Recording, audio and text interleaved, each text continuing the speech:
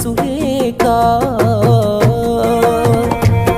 నువ్వు ఊర్వశివని కాదే నిన్ను ప్రేమించింది, నువ్వు దేవతవని కాదే నిన్ను పూజించింది, నువ్వు నింగివని కాదే నేలనేమైంది, నా ప్రాణం అనే కదా నీకు అలుసయ్యింది.